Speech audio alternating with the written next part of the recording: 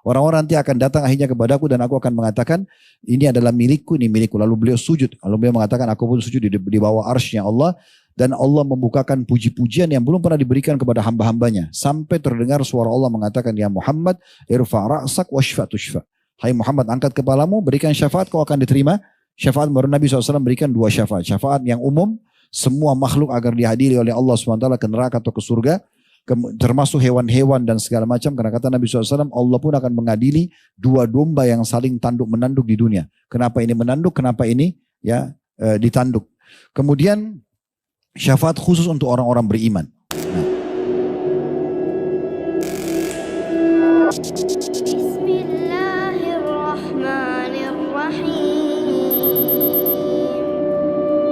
Pertanyaannya, bagaimana seharusnya sikap seorang muslim dalam menerima masukan-masukan terhadap dirinya? Tafadhol Ustaz. Ya, kalau ada teman-teman sekalian kita lakukan dari sesuatu yang salah, kemudian ada yang memberikan masukan kepada kita, baik individu ya, ataupun misalnya atas nama rame-rame orang, yayasan, kelompok misalnya memberikan masukan, maka kita terima. Saya selalu melihat setiap kali ada kekeliruan yang kita lakukan, kemudian ada orang datang meluruskan kekeliruan tersebut, ini sebuah karunia yang luar biasa. Bentuk kasih sayang ke Allah kepada kita. Melalui dialah Allah ingatkan kita, kan gitu. Harusnya seorang muslim, dia menangkap ini sebagai sebuah pesan positif. Jangan dia malah melawan itu, gitu kan.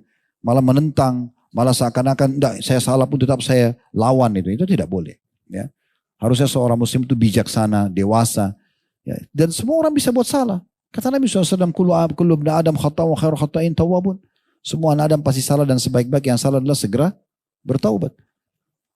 Para nabi-nabi pernah buat salah enggak? Ada yang buat salah. Kan gitu. Kita tidak usah bicara nabi-nabi yang lain lah ya. Nabi Muhammad, antum kalau dengar baca tentang hadis syafaat ya. Hari kiamat nanti orang-orang kepanasan di mahsyar akan datang kepada Nabi Adam, datang kepada Nabi Nuh, datang kepada Nabi Saleh, Shu'aib dan seterusnya. Pernah dengar ya? Kan semuanya nabi-nabi itu ngaku salah nggak? Ngaku salah.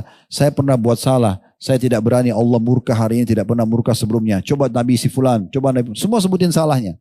Walaupun dalam riwayat dikatakan Nabi Isa alaihissalam tidak menyebutkan secara khusus salahnya. Lalu Nabi Isa mengatakan, cobalah pergi kepada Muhammad SAW. Dan Nabi SAW mengatakan, kalian mau tahu bagaimana nanti manusia mengenalku hari kiamat? Maka seperti itu jalurnya. Orang-orang nanti akan datang akhirnya kepadaku dan aku akan mengatakan, ini adalah milikku, ini milikku. Lalu beliau sujud. Lalu beliau mengatakan, aku pun sujud di bawah arsy-Nya Allah. Dan Allah membukakan puji-pujian yang belum pernah diberikan kepada hamba-hambanya. Sampai terdengar suara Allah mengatakan, ya Muhammad, irfa' ra'sak washfa' tushfa'. Hai Muhammad, angkat kepalamu, berikan syafaat, kau akan diterima.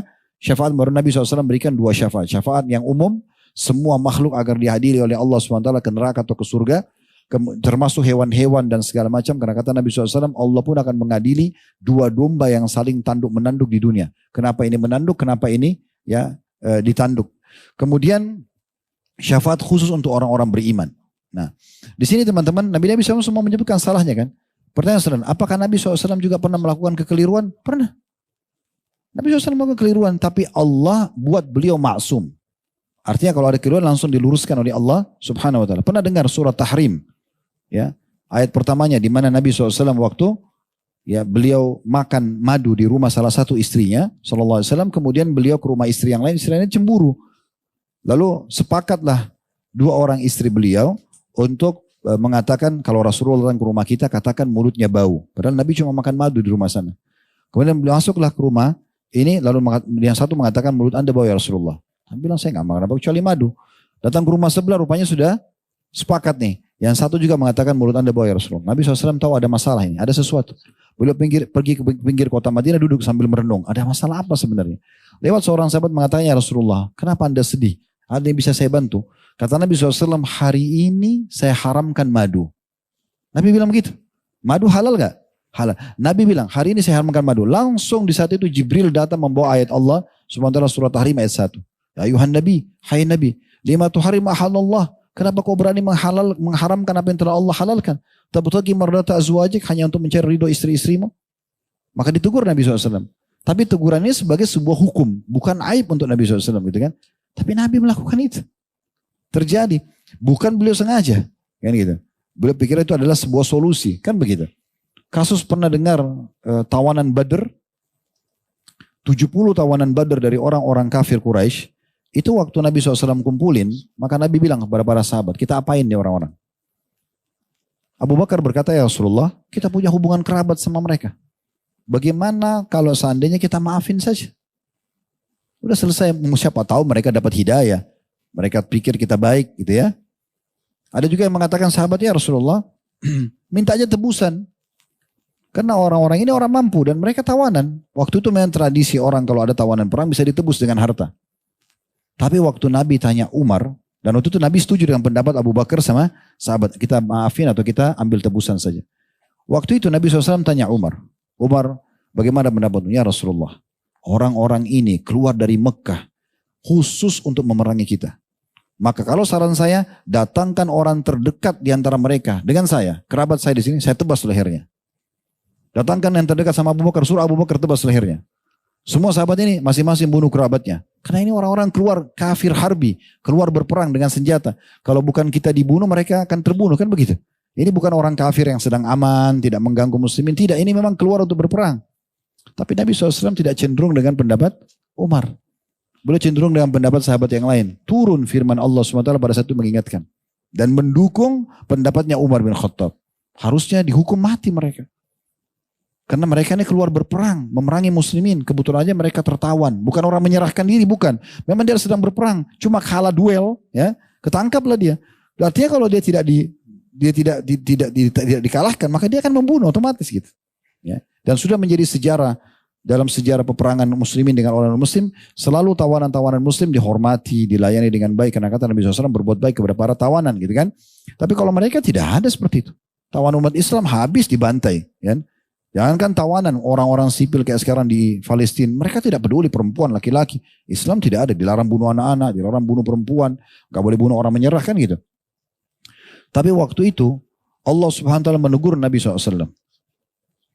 Kalau bukan karena keputusan Allah pada kalian, maksudnya sudah ada takdir Allah, maka pasti Allah akan menyentuhkan siksa atau hukum pada kalian. Maka Nabi SAW nangis sama Abu Bakar waktu itu berdua. Umar datang. Lalu Umar mengatakannya, Rasulullah, wahai Abu Bakar, apa yang membuat kalian menangis? Karena bagi Umar ini dua manusia terbaik. Kalau mereka nangis pasti ada sesuatu. Umar bilang, sampaikan supaya saya ikut menangis. Gitu kan. Maka kata Nabi SAW, telah turun firman Allah, hai Umar, mendukung pendapatmu. Maka Umar pun menangis pada saat itu. Dan ada kalau tidak salah 13 ayat Al-Quran ya, yang mendukung pendapat Umar radhiyallahu anhu. Contoh gitu kan. Tapi ini bukan aib, bukan kekurangan. Karena kadang-kadang terjadi sesuatu menjadi hukum lah dia, kan gitu. Nah seperti itu. Artinya kalau Nabi SAW salah, apalagi kita. Kita kan bisa buat salah gitu kan. Cuma orang yang benar, secara keimanan dan ilmu, kalau dia salah diingatkan, apakah secara individu ngomong, apakah di media, dia terima. Kan gitu. Para ulama, kalau kita bicara 4 imam mazhab saja teman-teman, kita akan temukan, antum kalau belajar, kami dulu waktu belajar fikih, di kota Madinah itu sering disampaikan tentang pendapat 4 ulama. Misalnya hukum menjual anjing. Imam Malik mengatakan haram. Imam Syafi'i mengatakan haram. Imam Ahmad mengatakan haram. Imam Abu Hanifah mengatakan ada rincian. Kalau anjing secara umum tidak boleh. Tapi kalau anjing berburu boleh. Karena dasarnya dalam surah Al-Ma'idah surah 5 ayat 5 boleh menggunakan jasanya anjing berburu. Ya, yang biasa badannya bintik-bintik ya. Atau mungkin itu anjing berburu boleh dipakai. Berarti Imam Abu Hanifah mengatakan kalau boleh dipakai jasanya boleh juga dijual belikan. Itu pendapat perselisihan pendapat ulama gitu kan. Maka ada pendapat-pendapat yang berbeda. Tetapi kita temukan, saya dulu pernah baca begitu. Mungkin teman-teman juga bisa baca di buku-buku fikih. Tidak asing itu. Pendapat Imam Ahmad di satu hukum A.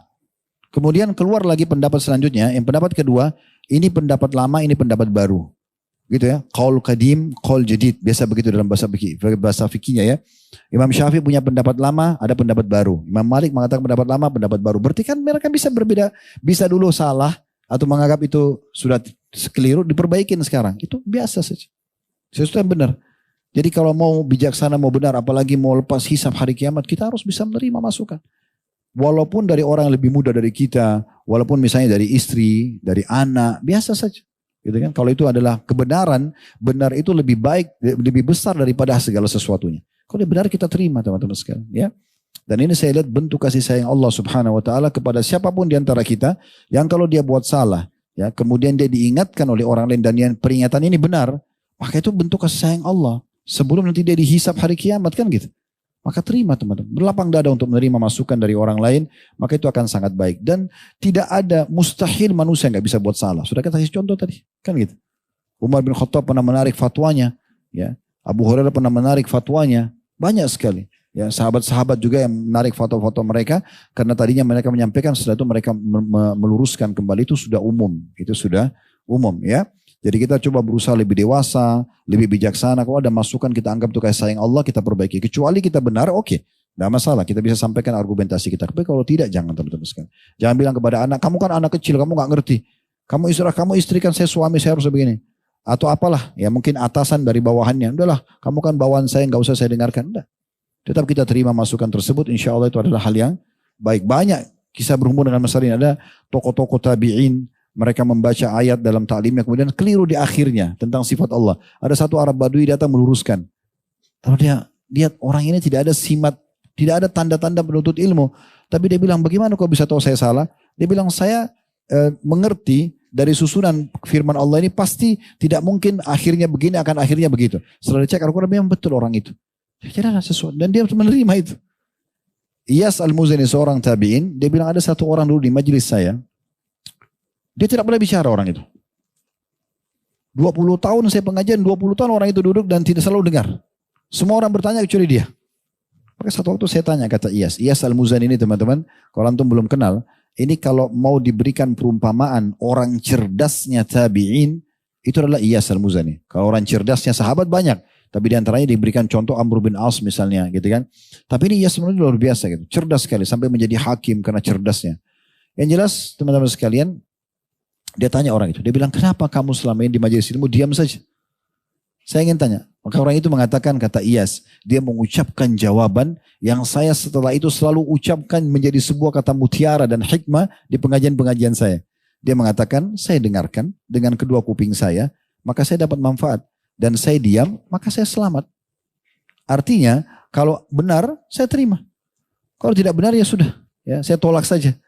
Kalau memang orang itu bisa dikasih masukan, kasih masukan. Jadi dia aman. Allah memberikan kita kuping dua, supaya kita lebih banyak mendengar daripada bicara. Mulutnya cuma satu. Orang kalau lebih banyak bicaranya susah, nggak mau dengar. Kupingnya sudah dua, nggak mau dengar masukan, ini susah.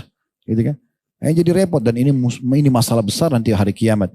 Apalagi kalau berhubungan dengan hal-hal yang menyebar luas kepada masyarakat, kesalahan dan dibiarkan, ini jadi masalah.